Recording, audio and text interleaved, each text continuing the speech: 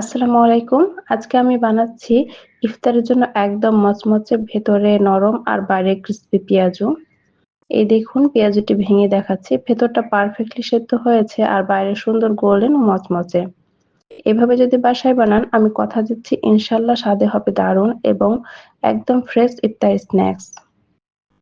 যেভাবে বানিয়েছি, প্রথমে নিয়েছি ১ কাপ কুচি করে রাখা পেঁয়াজ,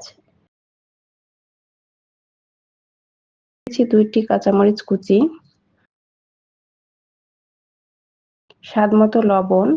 পেঁয়াজ আর লবণ ভালোভাবে মিশিয়ে নিয়েছি যাতে পেঁয়াজ থেকে হালকা পানি বের হয়ে নরম হয়ে আসে। এরপর দিয়েছি ২ টেবিল চামচ চালের গুঁড়া এবং ১ টেবিল চামচ বেসন। সব উপকরণ ভালোভাবে মিশিয়ে নিয়ে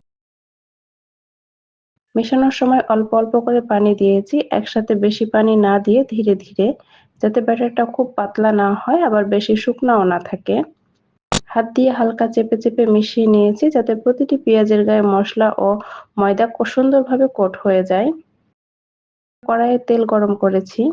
খেয়াল রাখবেন তেল খুব বেশি গরম করা যাবে না, তাহলে বাইরে পুড়ে যাবে, ভেতরে কাঁচা থেকে যেতে পারে।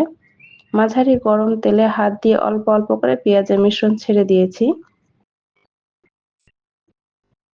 এক পাশ হালকা গোল্ডেন কালার হয়ে আসলে উল্টে দিয়েছি। ২ পাশ সুন্দর ক্রিস্পি ও গোল্ডেন হয়ে এলে তেল থেকে উঠিয়ে নিয়েছি। এই দেখুন একদম পারফেক্ট মচমচে পেঁয়াজু অলরেডি ডান। ভিডিওটি যদি ভালো লাগে অবশ্যই চ্যানেলটি সাবস্ক্রাইব করে পাশে থাকা বেল আইকনটি অন করে দিলে খুব খুশি হব। যারা ফেসবুক থেকে দেখছেন পেজটি ফলো করে রাখবেন ইনশাল্লাহ। সবাই ভালো থাকবেন, সুস্থ থাকবেন। রমজান হোক বরকতময়। আল্লাহ হাফেজ। আবার দেখা হবে নতুন কোনো রেসিপি নিয়ে।